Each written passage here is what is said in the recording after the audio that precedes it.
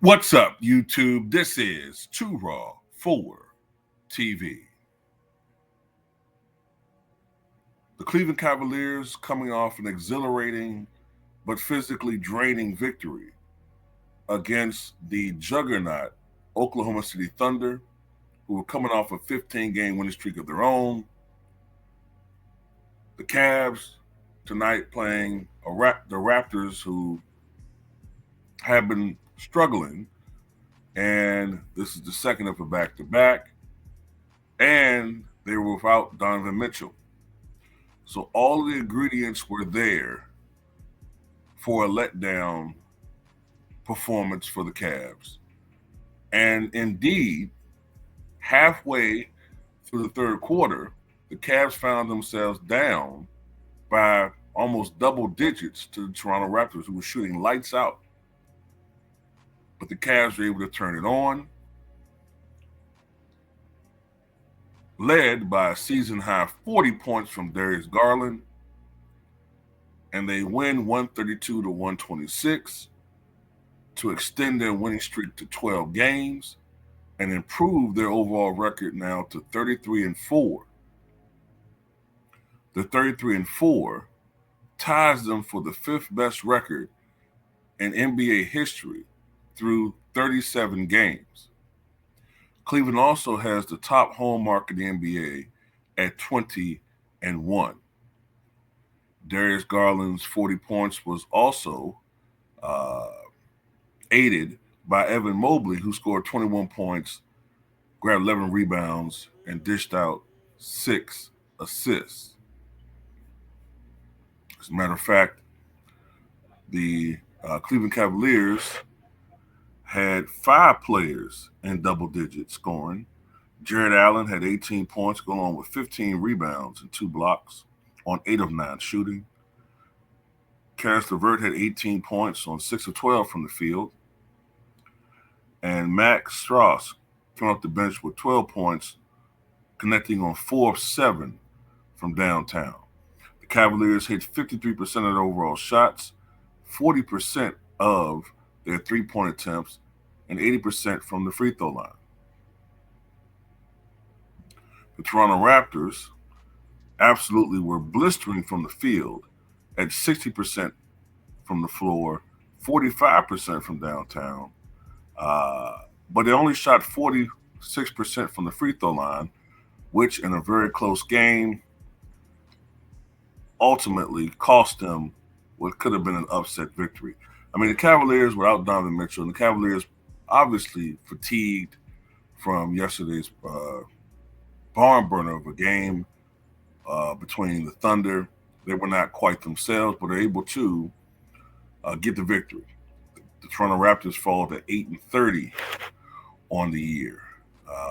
Horrible season for Toronto Raptors.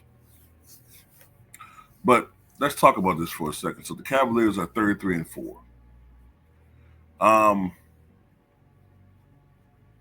So right now they're on pace to win 73 games. Will they win 73 games? I don't know about that. I don't know about that. I don't think that they're even thinking about that at this moment. I think that's just going to be something that people like myself, media personalities, we tend to focus on these things. Especially me, I'm a guy that likes history and records, and I mean, yeah, you look at it, but it's not something that they're really going to be focusing on. I think what the Cavaliers are looking at is they're doing something really special right now. And at this point in time, what we thought at the beginning of the year might have been just like a nice little stretch, but they're going to come back down to reality, maybe win 50-something games. No, now we're seeing something that truly could be a historic year for this franchise. And when you look at the history of the Cleveland Cavaliers, with the exception of the LeBron James era, the Cavaliers have generally been a mediocre franchise. Not horrible. I wouldn't say they've been horrible historically. They're not necessarily like the Bullet slash Wizard for so many years. Um, Even though the Bullets still have a championship, ever since the days of Wes Unseld and Elvin Hayes, for the most part, the Bullet slash Wizards have been horrible. But the Cavs have had some good teams. They had those really good Cavalier teams in the '70s under Bill Fitch. You had some really great Cavalier teams in the '80s under Lenny Wilkens. The teams that had, of course, Mark Price, Ron Harper, a little bit earlier, Brad Daugherty. Those were some Larry Nance. Those were good teams. And of course, in the '90s, you had a little stretch in the mid '90s, excuse me, where you had, I think they were coached by Mike Fratello. You had those teams with Bobby Sura, Terrell Brandon, a young Zydrunas Ilgauskas, Bobby Fields, Chris Mills. But then, of course, when we think Cleveland now, we think of the LeBron James era, which, of course, encapsulates two different eras, 2003, 2010, and then, of course, 2014 to 2018. And in that time period, although they had some really good teams, they only won one championship, that in 2016. But that championship will be very memorable. But if this team in the post-LeBron era were able to win a championship without what we would call superstars on the team, but a collection of talent that has gelled and melded together to almost perfection. Uh, and let's be honest about something. This team, without superstars, no Kyrie Irving, no Kevin Love, they're manhandling the competition. They're doing this year what we thought those Cavalier teams in the second stanza of LeBron's Cavaliers career, what we thought that team should have did. Because a lot of times I used to be confused and bewildered as to why that Cavalier team, as weak as the Eastern Conference was in the mid 2000 teens, why were they only winning 52 games? Why were they only winning 50 games? They should have won 70. They should have been doing what the Cavaliers are doing now.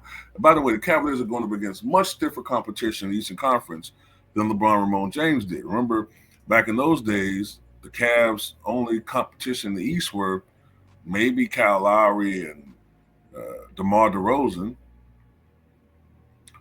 and Paul George and the Pacers. And not to pick on those guys, but Paul George, you know what I'm saying, he's not exactly a championship world beater. DeMar DeRozan is good, but I think DeMar DeRozan is probably going to be the worst 25,000-point scorer the game has ever seen. When I say worst, I mean he's still not a lead guy. And Kyle Lowry, I mean, he has a championship, but, that was his competition. Whereas the Cavaliers, you know what I'm saying, they're going up against a championship team in the Boston Celtics. In the East, they're going up against, you know what I'm saying, a Milwaukee Bucks team that belies the record they have. You have arguably the MVP, or at least top two in MVP, in Giannis Antetokounmpo. The Sixers are supposed to be a force, but, whatever the hell happened there. But, all in all, what this team is doing is special. And they're going to be like, man, why you always talking about LeBron? Because I don't like the clown. That's why. I don't like him. I can't stand him. But anyway, salute to the Cavaliers. And so what you guys think?